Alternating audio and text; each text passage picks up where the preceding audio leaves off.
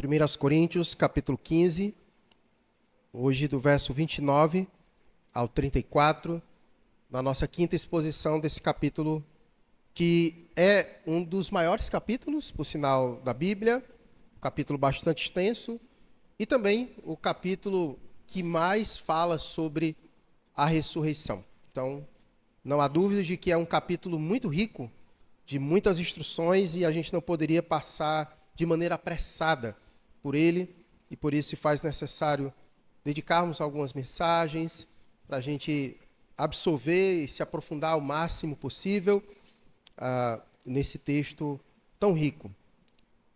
Nós vamos ler a versão NVI, a partir do versículo 29 até o 34. Diz assim a palavra de Deus: se não há ressurreição, o que farão aqueles que se batizam por causa dos mortos?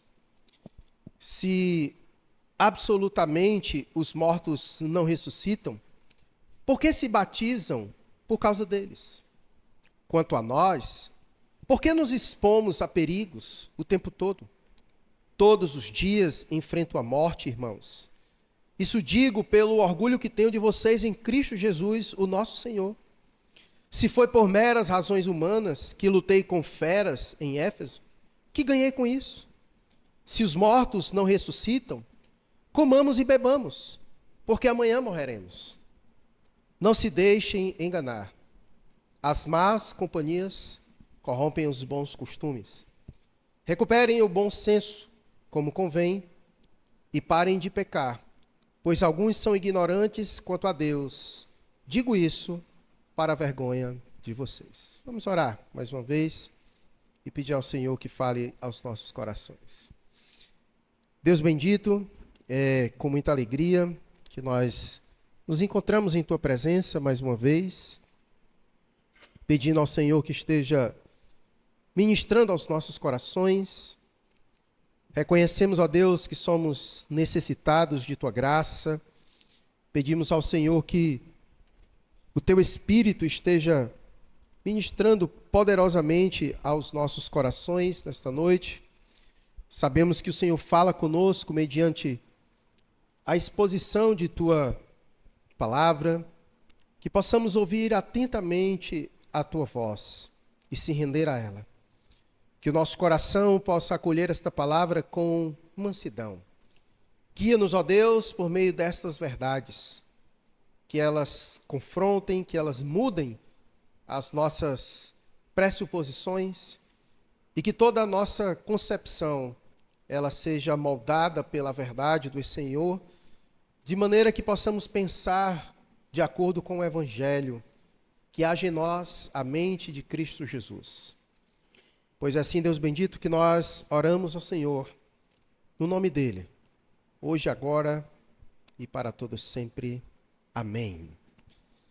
Então você já percebeu que, embora uma perícope mais curta, mas um texto bastante profundo, com algumas questões, algumas perguntas, inclusive um texto que a gente conhece bastante.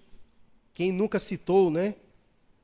Não deixem se enganar, as más companhias corrompem os bons costumes, né? Quem nunca citou esse versículo para alguém, para algum irmão, para algum amigo, dizendo que as más amizades ou as más companhias corrompem os bons costumes. E aí vai ser bom porque você agora vai entender o contexto deste versículo. Todos nós sabemos que a melhor maneira de entender um texto é quando nós o introduzimos e o estudamos dentro do seu contexto. Então nós iremos entender o porquê que Paulo disse que as más amizades ou as más companhias corrompem os bons costumes. Como é de costume do apóstolo Paulo, ele usa o recurso das perguntas para sempre gerar reflexões nos seus leitores. E as perguntas, elas têm essa característica de gerar em nós reflexões. E por isso o texto de hoje começa com uma indagação, mais uma vez, que o apóstolo Paulo apresenta. E aí no versículo 29 ele diz: se não há ressurreição, o que farão aqueles que se batizam por causa dos mortos? Então, a primeira fase, se não há ressurreição. Isso nos remete bem à razão pela qual o apóstolo Paulo escreve esta carta. Era um problema naquela comunidade a ideia de não acreditar na ressurreição. É por isso que o apóstolo Paulo não economizou na tinta ao escrever para esses irmãos para dar a eles inúmeras razões pelas quais eles deveriam acreditar na ressurreição. O grande problema, como nós vimos, é que havia uma certa incoerência na mente daqueles irmãos daquela igreja, porque, de certo modo, eles acreditavam que Jesus Cristo havia ressuscitado, mas, ao mesmo tempo, afirmavam que não havia ressurreição dentre os mortos. E isso é uma incoerência, não é possível, porque se Cristo ressuscitou, como pode não haver ressurreição? Então, diante de tantos argumentos que o apóstolo Paulo utiliza para confrontar essa incoerência, ele vai mostrar o que as próprias Escrituras dizem. Ele diz, olha, as Escrituras testificam de maneira categórica que Cristo ressuscitou. Ele fala que havia muitas testemunhas que comprovavam que o apóstolo Paulo, que Jesus Cristo de fato havia ressuscitado.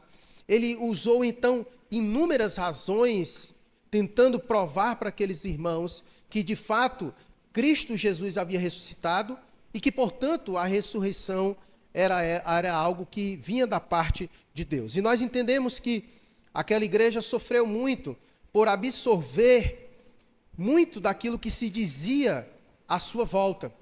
Por isso que nós vamos agora, mais uma vez, e agora vai fazer sentido, Paulo dizer mais lá na frente, olha, cuidado, as más companhias corrompem os bons costumes, ou seja, cuidado com quem você se encosta e presta seus ouvidos, porque vocês deveriam acreditar no que o Evangelho diz, e o Evangelho diz que há ressurreição, e como há então entre vocês que dizem que não há ressurreição? Então é por isso que depois ele vai dizer, olha, se afasta, cuidado com quem você presta seus ouvidos. Então, o apóstolo Paulo tem a intenção de chamar esses irmãos à atenção, como ele disse no versículo 1, quer lembrá-los daquilo que ele ensinou para eles. Então ele diz, se não há ressurreição, o que farão aqueles que se batizam por causa dos mortos? Esse é um versículo um tanto quanto um pouco difícil de compreensão por causa das diversas interpretações. Mas o mais provável é que o apóstolo Paulo aqui esteja se referindo à ideia de que pessoas estavam sendo convertidas e batizadas, motivadas pelo testemunho dos nossos irmãos que haviam morrido. Então, naquele contexto,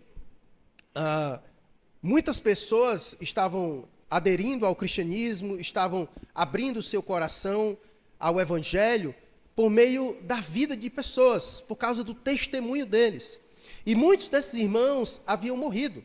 E haviam passado para essas pessoas uma esperança tão profunda de encontrar-se novamente com outras pessoas, que muitos foram impactados por isso. E muitas pessoas estavam então se convertendo por causa do testemunho dessas pessoas. Ora, eu conheço inúmeras pessoas que, na sua caminhada cristã, elas foram muito impactadas ao ler as biografias e os testemunhos de muitos irmãos que já morreram. Inclusive, já vi testemunho de pessoas que conheceram o Evangelho lendo biografias de irmãos, de cristãos. O quanto essas pessoas se dedicaram ao Evangelho e como aquilo impactou a vida de outras pessoas.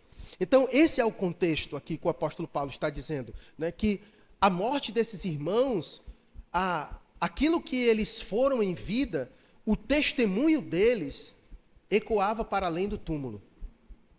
Ecoava para além do túmulo, de maneira que pessoas que olharam para a vida daquelas pessoas, que conheceram aquelas pessoas, que foram impactadas pela mensagem delas, pelo testemunho delas, naquele contexto, irmãos, dependendo da maneira com que a pessoa morria, era um testemunho muito grande, principalmente no primeiro século, onde a maioria dos cristãos eram perseguidos, e Paulo vai já falar isso, e por isso que, muito provavelmente, seja esse o testemunho. Irmãos que morreram pela fé, irmãos que morreram por não abrir mão da sua fé, e que deram um testemunho extraordinário, o sangue, na verdade, o sangue desses homens regaram as sementes do Evangelho. Não há dúvida de que o primeiro século, o sangue de muitos homens e mulheres de Deus impactaram aquele mundo, principalmente pelas maneiras cruéis em que muitas vezes morriam no primeiro século, jogado a leões, a feras, trancafiados, presos. É só você ler o livro de Atos e ver como o apóstolo Paulo colocava a mão nos cristãos, como prendia os cristãos, como matava os cristãos. Então, naquele contexto do primeiro século, muitos cristãos sofriam e morriam por causa do Evangelho. E a morte desses irmãos causava muito impacto na vida daquelas pessoas, porque quando alguém se dispõe a viver por uma coisa e dar a vida por ela, no mínimo chama a nossa atenção. E naquele contexto, chamava muito a atenção. A maneira com que os cristãos viviam no primeiro século, a maneira com que eles morriam, pelo que eles morriam, por aquilo que eles viviam e por aquilo que eles estavam dispostos a dar a sua vida. Então o apóstolo Paulo está tratando do argumento: se não há ressurreição, então esse batismo motivado pela esperança que esses irmãos pregavam é em vão. Não faz sentido desejar seguir alguém até a morte, se a morte é o fim dela. Então aquelas pessoas queriam seguir o mesmo caminho que aquelas pessoas haviam seguido. Então se a morte era o fim para elas, então não faz sentido seguir elas. Então, se não há ressurreição, então não faz sentido aquelas pessoas que estavam se batizando e se convertendo por causa do testemunho, porque Deus estava usando o testemunho dessas pessoas para alcançar aquelas que ainda estavam em vida. Então, o apóstolo Paulo usa mais um argumento, e ele diz: se não há ressurreição, então o que farão aqueles que se batizam por causa dos mortos? Se absolutamente os mortos não ressuscitam, por que se batizam então por causa deles? Então, mais um ponto, mais um argumento que o apóstolo Paulo utiliza para provar o valor da ressurreição. A ressurreição era tão importante, a crença da ressurreição, que muitas pessoas, motivadas pela esperança de reencontrar aqueles irmãos que haviam morrido, eles estavam se batizando e se convertendo na esperança de encontrá-los mais uma vez, de segui-los para além da morte. E se a morte era o seu momento final, então não fazia nenhum sentido eles estarem se batizando por causa deles.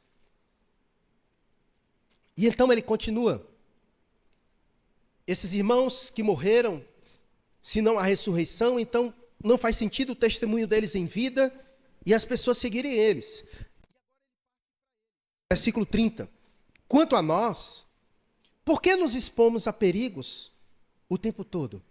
Se não há ressurreição, qual é o sentido, então, de toda a nossa exposição a perigo? Como eu falei, muito diferente de hoje, ser cristão, de certo modo, não nos expõe a tantos perigos. Hoje as coisas começam a ficar um pouco mais estreito aqui no Brasil, mas ainda não tanto. De certo modo, nós podemos dizer que nós gozamos ainda de uma liberdade que não nos causa ainda tantos constrangimentos, como naquele contexto. Ser cristão naquela época não era uma questão de modinha do momento. Era uma questão crucial de colocar em risco a sua vida. A sua vida, a vida da sua família. Afinal, o cristianismo foi perseguido até o quarto século. O cristianismo só parou de ser perseguido quando Constantino, então, ele torna o cristianismo a religião do Estado. Mas até lá, o cristianismo foi duramente perseguido, tanto pelo Império Romano, como também pelo judaísmo. Então, naquele contexto, por isso que os irmãos se reuniam nas casas, porque era uma maneira, de certo modo, de fugir dos olhares perseguidores. Mas depois que a igreja se torna, então, agora aceita e que tem a proteção de Roma, a primeira coisa que se faz é a construção da Basílica de São Pedro, onde o Papa mora. Né? Foi construída no quarto século, por Constantino. Então, não precisa mais se esconder, agora se constrói. E então foram construindo, fazendo as grandes construções que nós conhecemos, dos templos. Né? Então, Mas naquele contexto, era perigo. E Paulo diz, olha, esses irmãos morreram, o testemunho deles impacta muita gente, se não há ressurreição não faz sentido. E se não há ressurreição também não faz sentido o modo que nós vivemos. Porque muitos desses irmãos morreram pela fé, assim como nós também estamos aqui sujeitos a morrer pela fé. E ele diz, olha, quanto a nós, por que nos expomos a perigos o tempo todo? Se não há ressurreição, não faz sentido nós passarmos por todos os perigos que enfrentamos, se não há ressurreição. Se a morte é o fim. Se a morte é o fim e eu morrer por isso, que lucro eu terei? O que eu vou ganhar com isso? Mas era motivado pela esperança em saber que a morte era apenas um passo para algo glorioso e que havia uma expectativa de ressurreição mais à frente, é que eles se sentiam animados, encorajados para, se possível for, dar a sua vida. Porque a morte não era o fim. Havia uma esperança de ressurreição, então valia a pena ir. Todos os esforços missionários foram movidos por isso. Quantos missionários não saíram pelo mundo afora, anunciando o evangelho até os confins da terra, com base nessa esperança? E eles foram, enfrentaram dificuldades, perigos, e Paulo vai dizer isso em diversos momentos, ele vai falar isso, que enfrentou perigos, naufrágio, nudez, todo tipo de situação, e ele faz isso pelo evangelho. Por quê? Porque ele tem uma viva esperança. E essa viva esperança, ela é fruto da ressurreição. Ela é fruto da ressurreição. Então ele diz, e quanto a nós, por que nos expomos a perigo o tempo todo? E aqui trazendo para nós, por que que hoje nós, se não há ressurreição, por que que hoje nós, de certo modo, sofremos? Porque hoje há uma certa perseguição, tanto quanto velada, já saindo para ser explícita, mas nós, de certo modo, já estamos começando a sofrer um pouco as pressões por defender as nossas convicções. Porque as nossas convicções não são bem vistas no mundo que nós vivemos. Na sociedade que nós vivemos, já não é bem vista. Principalmente quando se toca em vários pontos que são sensíveis hoje na discussão da sociedade. Como, por exemplo, a questão da identidade de gênero, né? Nós temos convicções muito bem definidas do que a Bíblia fala sobre isso, né? E muitos outros assuntos. E se choca muito. E, de certo modo, há uma certa perseguição, uma tentativa de nos calar quanto a isso. Então, Paulo vai dizer, se não há ressurreição, por que nós estamos nos expondo a perigos o tempo todo? E no versículo 31 ele diz, todos os dias enfrento a morte, irmãos. Isso digo pelo orgulho que tenho de vocês em Cristo Jesus, nosso Senhor. Então perceba que, de fato, é muito hostil o ambiente. De maneira que Paulo afirma isso. Olha, nos expomos a perigos o tempo todo. Todos os dias enfrento a morte. E aqui não há dúvida de que as palavras do apóstolo Paulo são literais, em certo modo, porque de fato o apóstolo Paulo sofria ali quase todos os dias perigo de morte, mas pela própria circunstância de viver naquele primeiro século, pelas dificuldades, como eu acabei de apresentar, de ser um cristão. Então, todos os dias enfrento a morte, irmãos. E isso digo pelo orgulho que tenho de vocês em Cristo Jesus, o nosso Senhor. O apóstolo Paulo, quando esteve em Corinto, não foi fácil, ele diz isso, digo isso pelo orgulho que tenho de vocês em Cristo Jesus. O apóstolo Paulo sofreu muito, não somente lá em Corinto, mas em diversos lugares. Leia Atos, leia as histórias, leia as viagens missionárias do apóstolo Paulo. Havia momentos em que o apóstolo Paulo saía de uma cidade para outra, de que maneira, irmãos?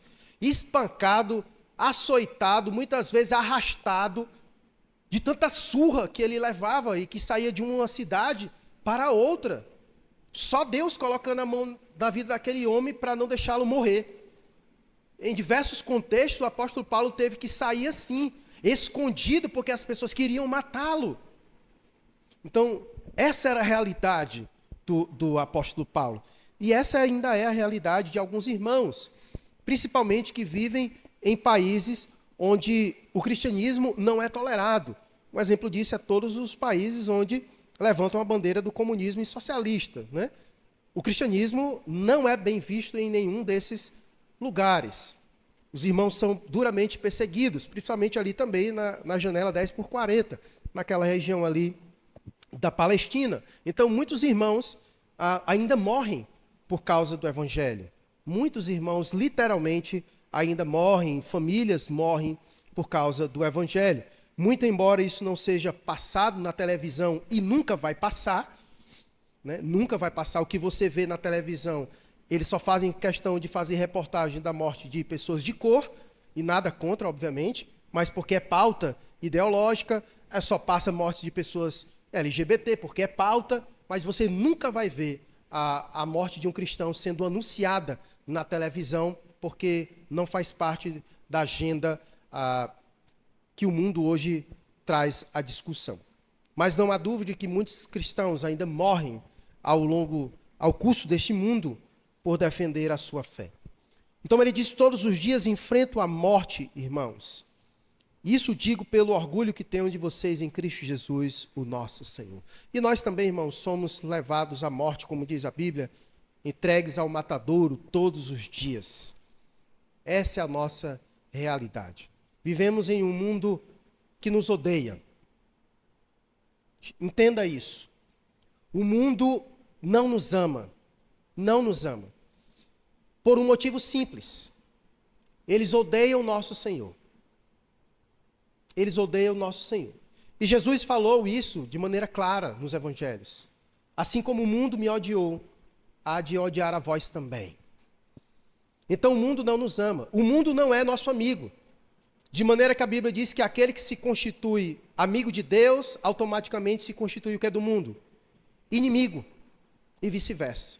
Porque são coisas contrárias. Por isso João diz: filhinhos, não ameis o mundo e nem o que há nele.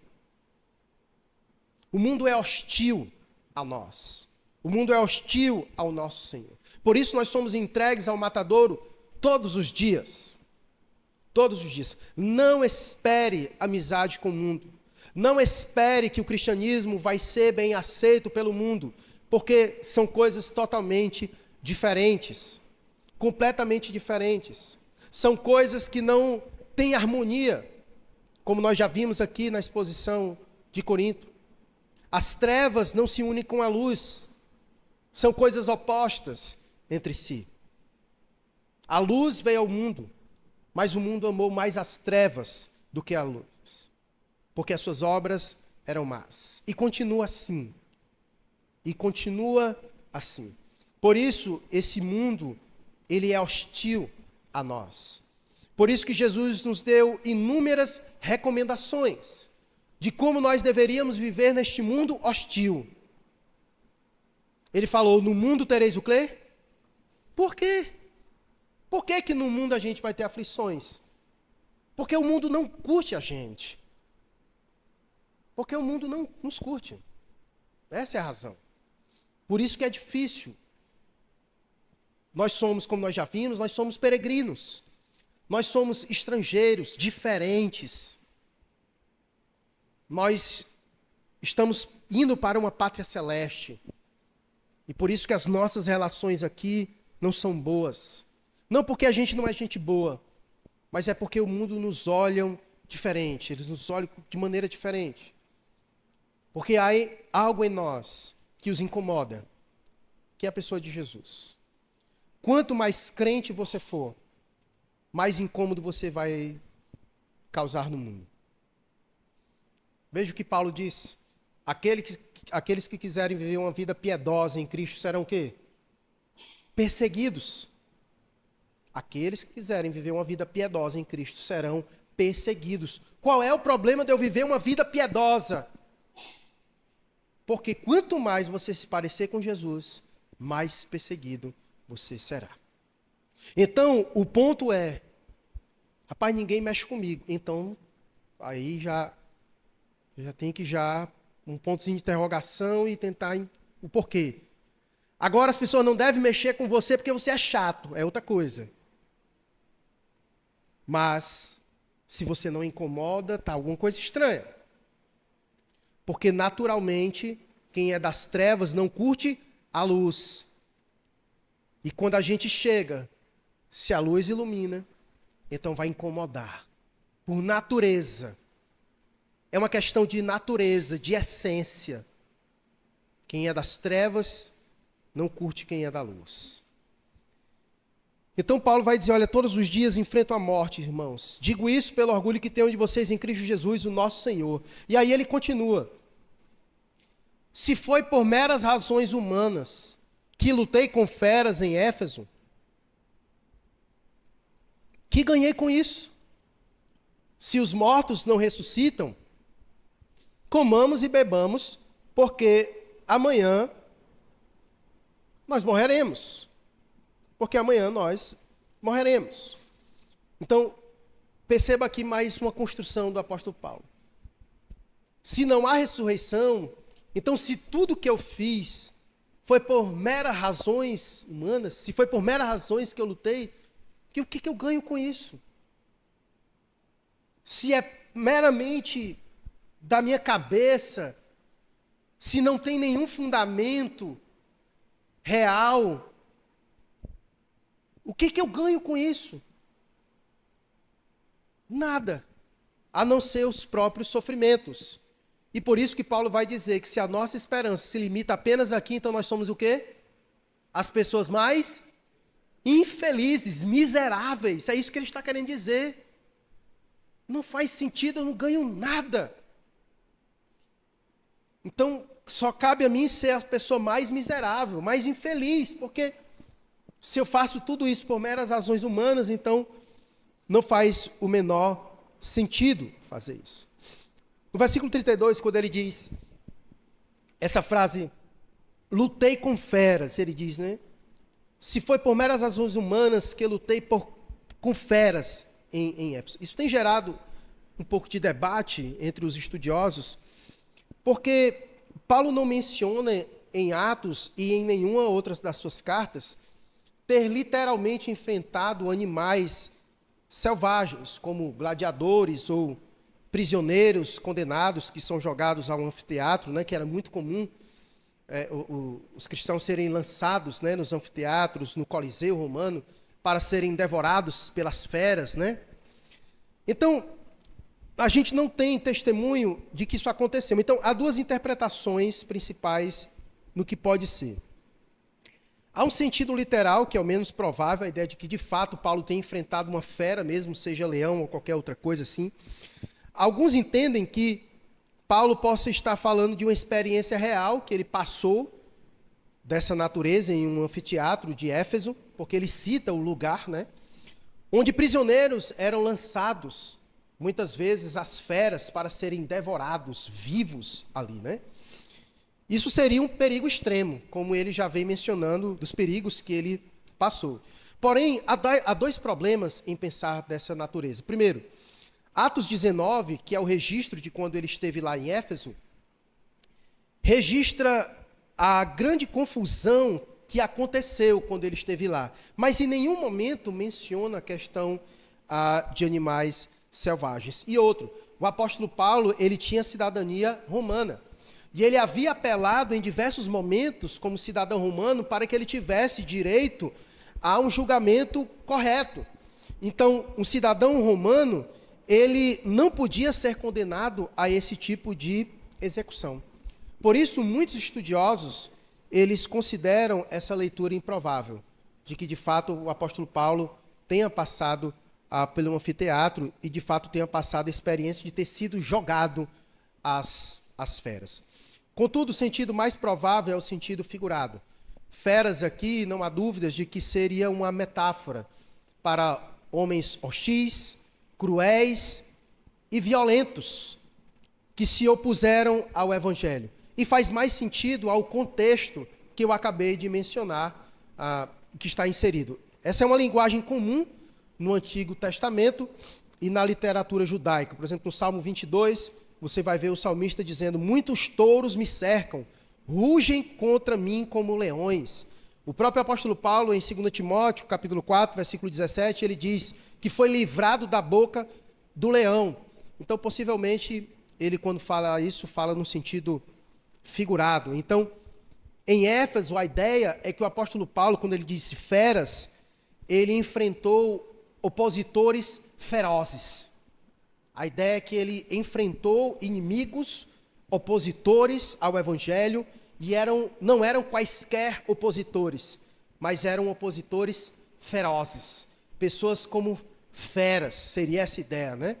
Como o próprio grupo que ele enfrentou, liderado por Demétrios, lá na cidade de Éfeso, né? O Ourives, que incitou a multidão contra o apóstolo Paulo. Então, assim, lutar com feras, aqui expressa o nível de hostilidade e o risco de vida que ele passou. Então, qual é o ponto de Paulo aqui? Ele está argumentando com os irmãos. O que ele está querendo dizer com isso? Ele está dizendo, irmãos, olha, se a ressurreição não é real, por que eu arriscaria a minha vida enfrentando gente tão perigosa e situações tão extremas?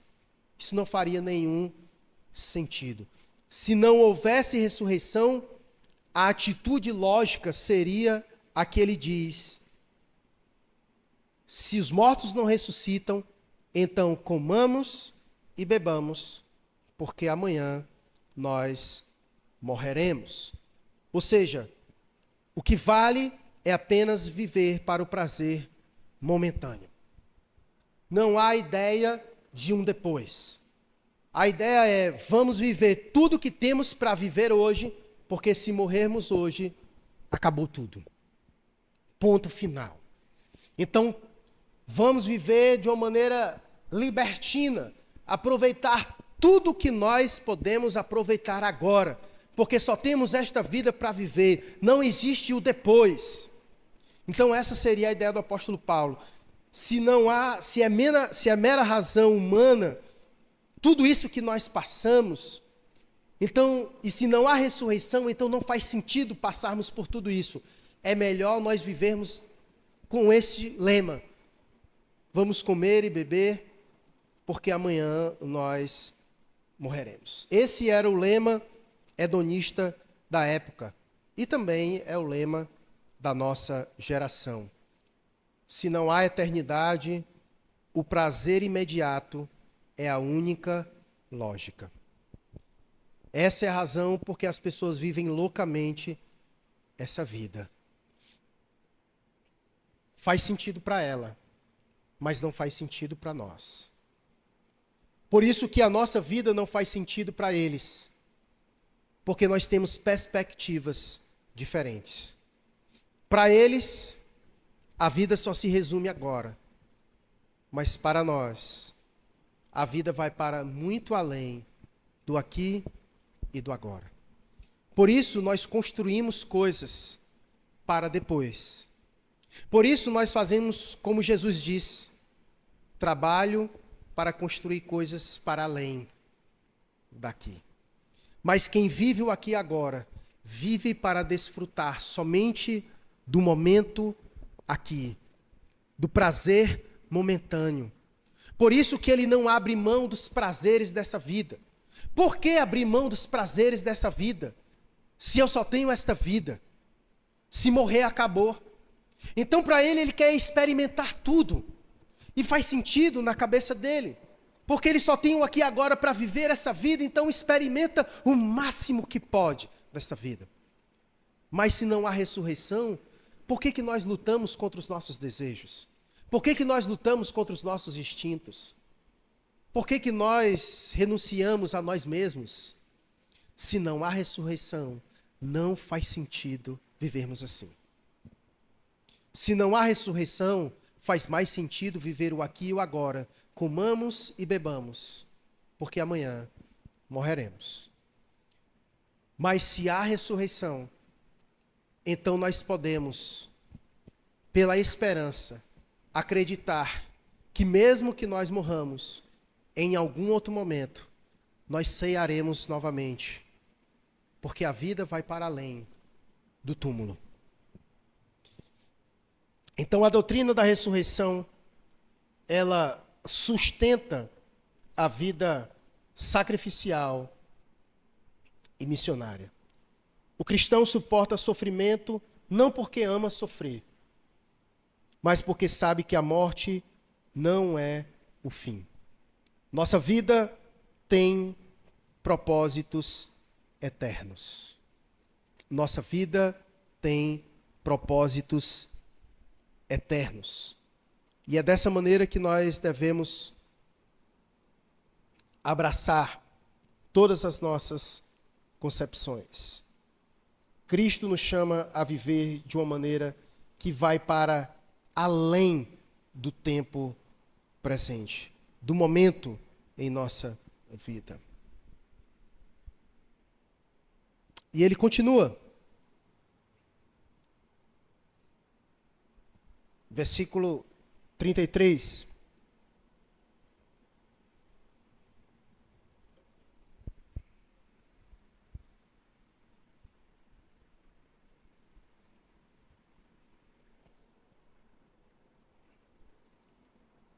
Olha o que ele diz.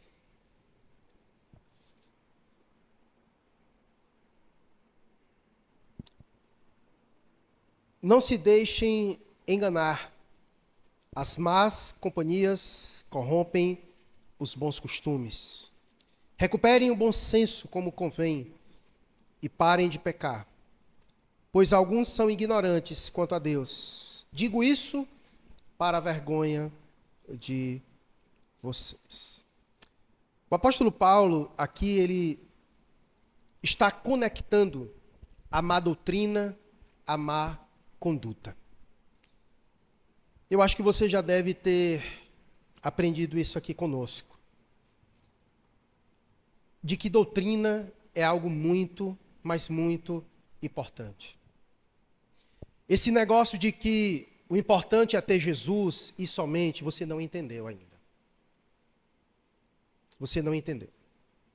Se assim fosse, Jesus não teria ensinado tantas coisas. Você ainda não entendeu. A maneira pela qual nós vivemos aqui, esse é o ponto. Jesus nos salva e está preocupado com a maneira que nós iremos viver e desenvolver a nossa salvação. Por isso a doutrina é algo tão importante, tão importante. Mas infelizmente nós temos desprezado a doutrina. E a partir do momento em que nós desprezamos a doutrina, nós começamos a dar ocasião para absorver as coisas que estão à nossa volta.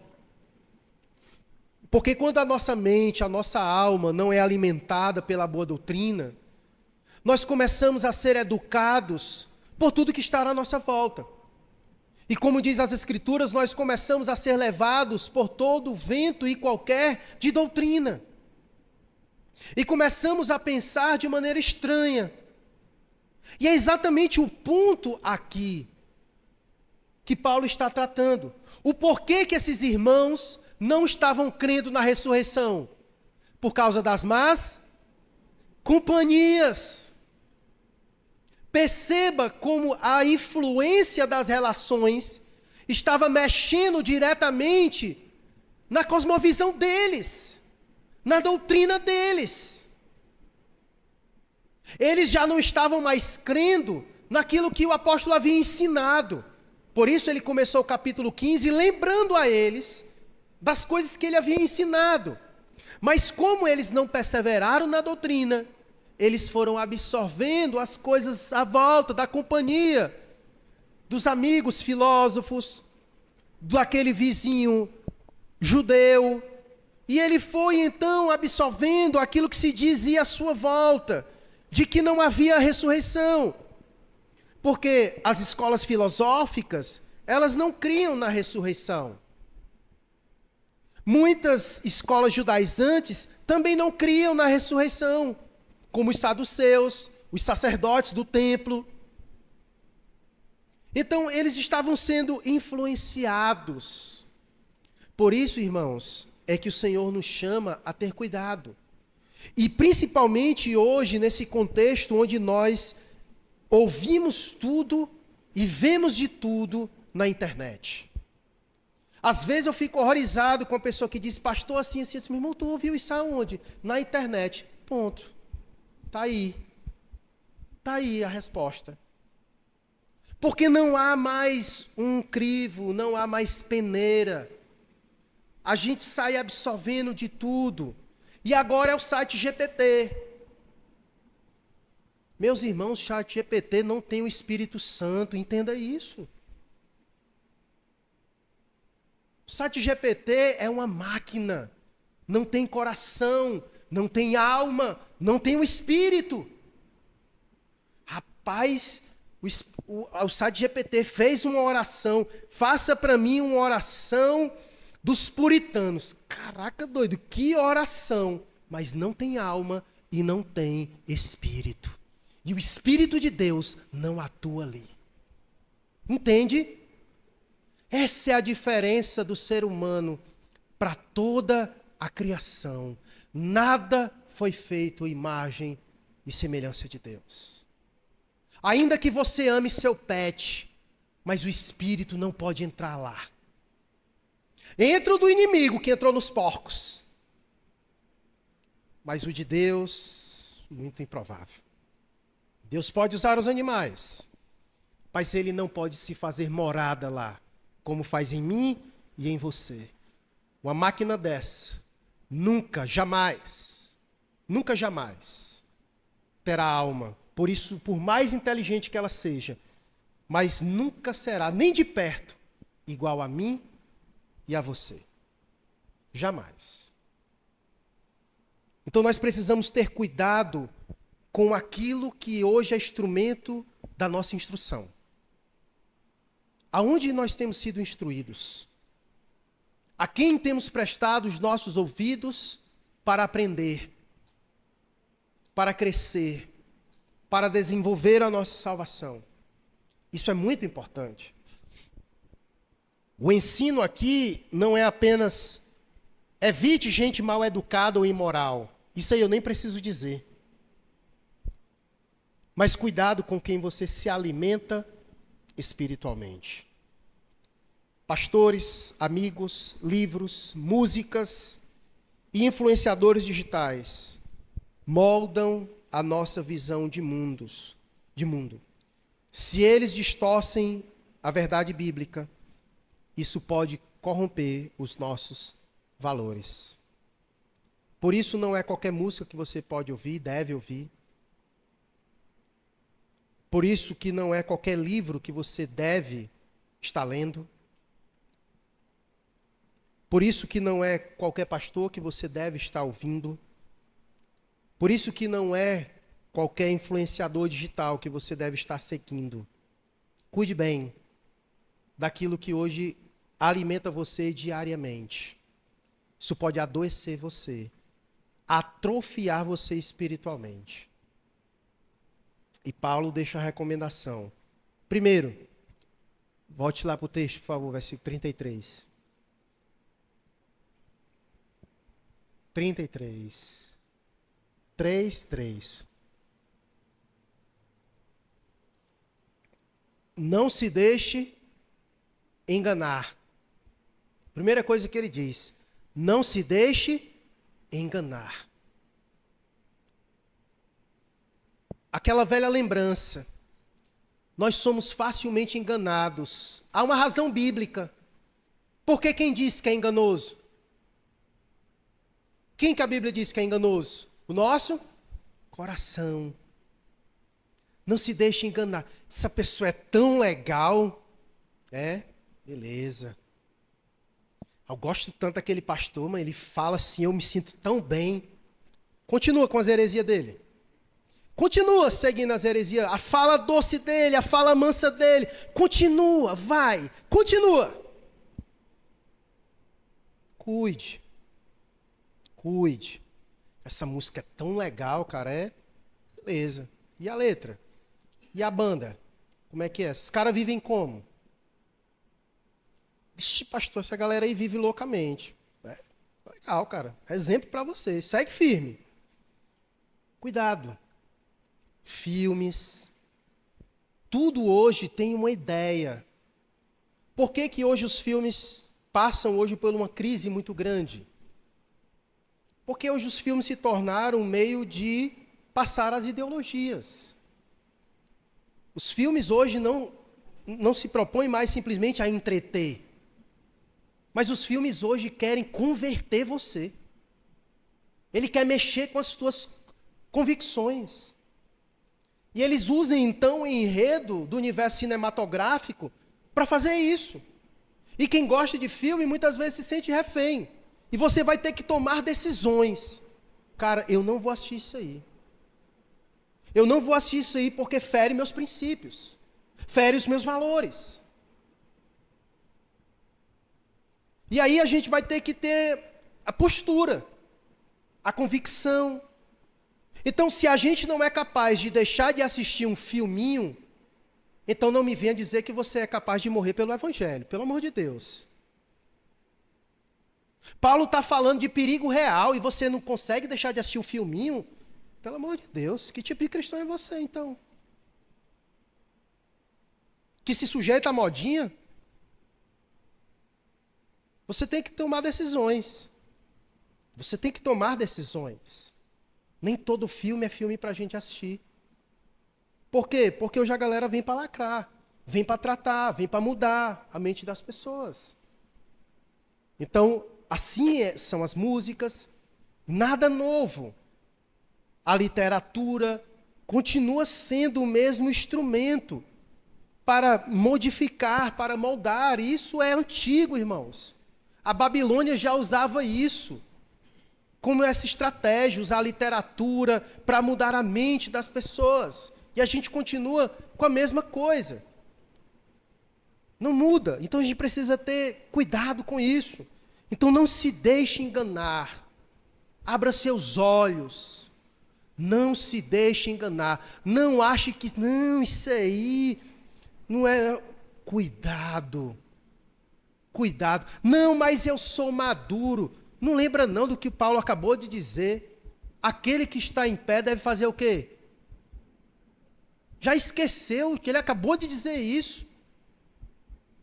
Aí vem você, não, eu sou maduro o quê, rapaz? Quem é maduro mesmo foge dessas coisas. Porque ele olha para si e sabe que o seu coração é enganoso. É enganoso. E ele não cai na cilada do seu coração. E ele vigia. E ele vigia. Ele cuida. Então veja o que Paulo está dizendo, não se deixe enganar. As más companhias corrompem os bons costumes. Não há dúvidas, irmãos, de que quem nós desejamos,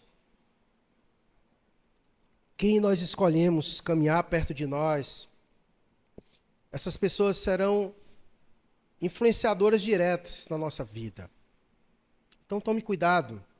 Já diz o ditado popular, me diz com quem tu anda, que eu direi quem tu és. E isso é verdade demais. Demais. Não há dúvidas disso. E não há dúvida de que essas pessoas influenciam a sua vida. Ou para bem, ou para pior. Para bem ou para pior. Então, seja seleto. Seja seleto. Como já disse o provérbio, ande com sábio e você será sábio. Ande com tolo e você será tolo. É isso. Não tem muito o que fazer. Então, e aí ele vai dizer no versículo 34. Recupere o bom senso como convém e parem de pecar. O que está acontecendo aí com essa igreja é porque ela perdeu o bom senso.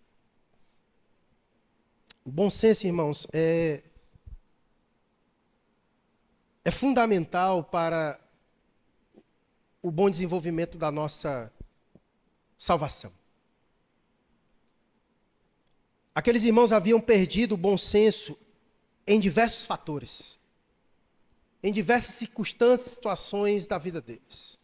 E Paulo diz, olha, recupere o bom senso como convém, aquilo que convém aos crentes. Existem coisas que não convêm a nós, então recupere o bom senso e pare de pecar. O que estava levando esses irmãos ao pecado, era exatamente a falta de bom senso, o ter se deixado enganar pelas más companhias, e tudo isso estava levando eles ao pecado. Então perceba a hostilidade dessas coisas. A gente pensa que isso não vai afetar em nós em nada, mas Paulo está afirmando que essas coisas levaram esses irmãos a pecar, e agora Paulo estava dizendo, pare de pecar. Não é que vai levar mais você a pecar, você já está pecando, agora você tem que parar. Isso já levou você ao pecado, isso já induziu você. Agora você tem que parar de pecar. Então, a palavra aqui, a ideia do versículo 24, é um chamado ao despertar e à santidade. Coloca na versão NA aí para mim, por favor. Deixa eu ver se ela aqui muda alguma coisa. Voltem à sobriedade, ok. Bota na versão NVT. Pensem bem sobre o que é certo e parem de pecar. Ok, deixou, viu? Então, pode voltar para a NVI. Obrigado. Só para ver se a forma que ele usou as palavras. Então, a palavra aqui, a ideia de recuperar o bom senso, como convém e parem de pecar, é um chamado à vigilância. Essa é a ideia do apóstolo Paulo, um chamado à vigilância. É a ideia de, literalmente, como se ele estivesse chamando os seus leitores a despertar do sono. Paulo está dizendo, acordem para a realidade eterna. Porque o pecado se alastra quando a igreja dorme espiritualmente. E o resultado de viver como se não houvesse a ressurreição é o pecado e o esfriamento espiritual. Ora, se não há ressurreição, se não há o porvir, então o camarada ele vive aqui de uma maneira dissoluta. Por que que nós refreamos os nossos instintos e os nossos impulsos? Por que que nós falamos não para nós mesmos? Porque nós entendemos que há um depois. Nós vimos na perícope anterior que a ressurreição está destinada ao retorno de Jesus, quando ele vem para pôr fim todas as coisas. Então nós sabemos que tem um depois, e por isso nós cuidamos do que nós fazemos agora. Porque sabemos que o que fazemos agora pode ecoar pela eternidade. Mas quando não há crença na ressurreição, quando não há crença no depois, isso é um ambiente muito favorável para que as pessoas vivam no pecado e no esfriamento espiritual. Crer na ressurreição é muito mais do que crer de maneira conceitual. Crer na ressurreição, crer que haverá ressurreição, beleza, eu creio.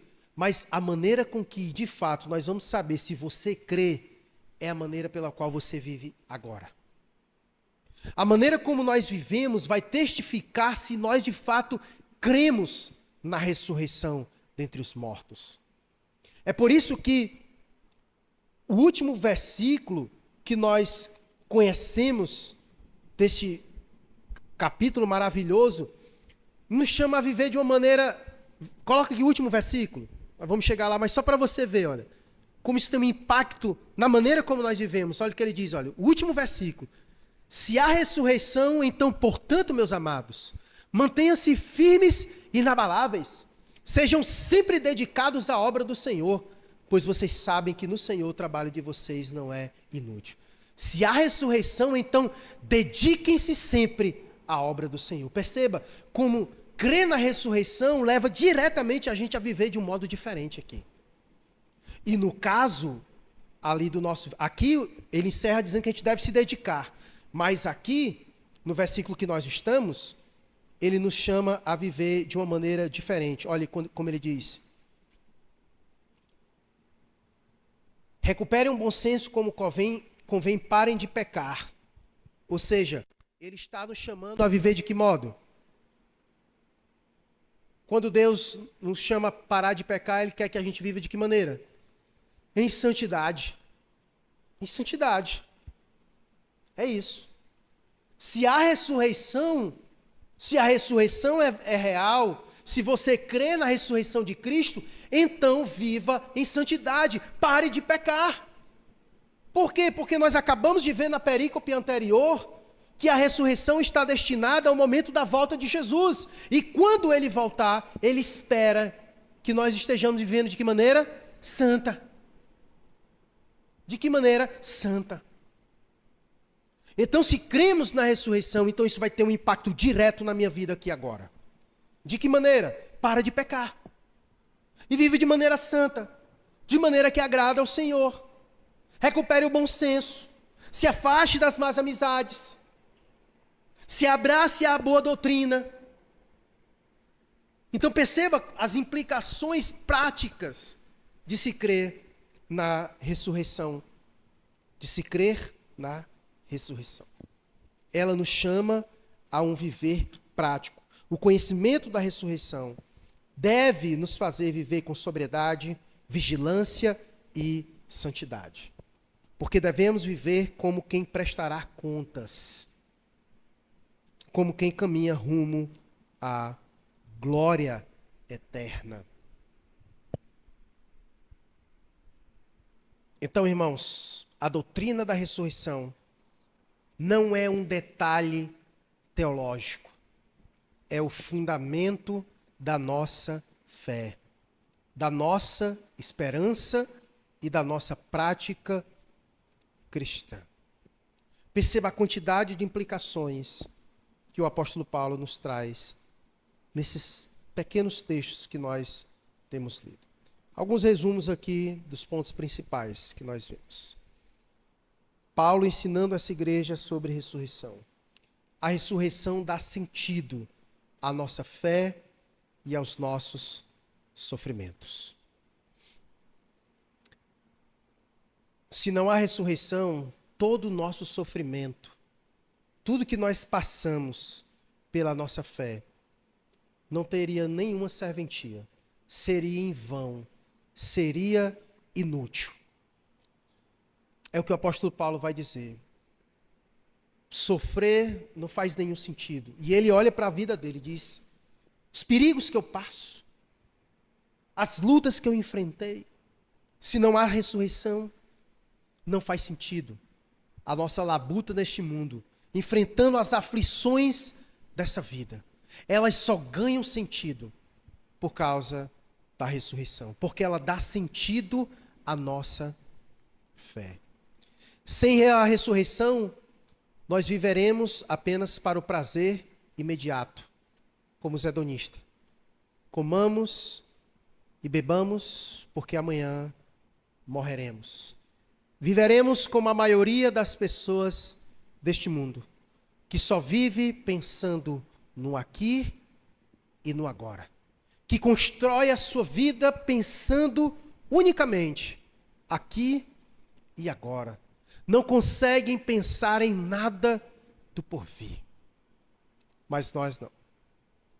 Terceira aplicação. As más doutrinas corrompem a conduta. E por isso nós precisamos de vigilância. Estude a Bíblia. Se abrace às doutrinas. Agradeça a Deus que você faz parte de uma igreja que preserva a doutrina. Veja quantas coisas Deus tem nos ensinado ao longo de todo esse tempo. Vamos começar aí agora, como foi dito pela irmã, uma série de estudos em nossa escola bíblica, falando sobre o Evangelho e o trabalho. E é importante que você tenha uma cosmovisão sadia sobre isso. Afinal, uma das coisas que mais nós fazemos nesta vida é trabalhar. É trabalhar.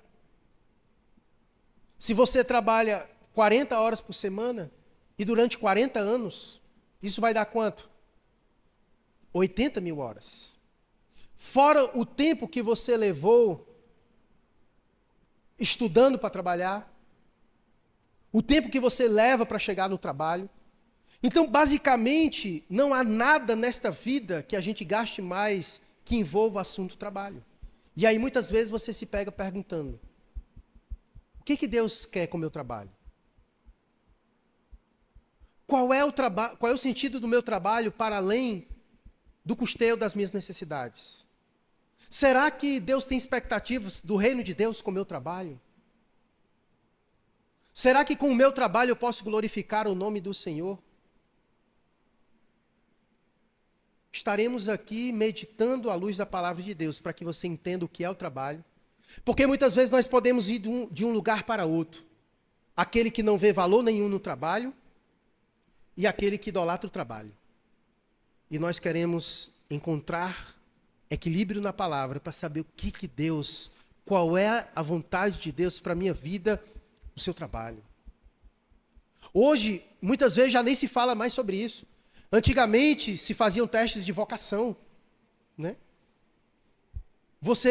Rapaz, o que é que Deus quer para a minha vida? Como é que Deus, qual é o tipo de trabalho que Deus quer para a minha vida? Hoje não. Todo mundo só pensa qual é o trabalho que dá mais dinheiro, qual é o trabalho que dá mais dinheiro. A cabeça dele está condicionada a isso.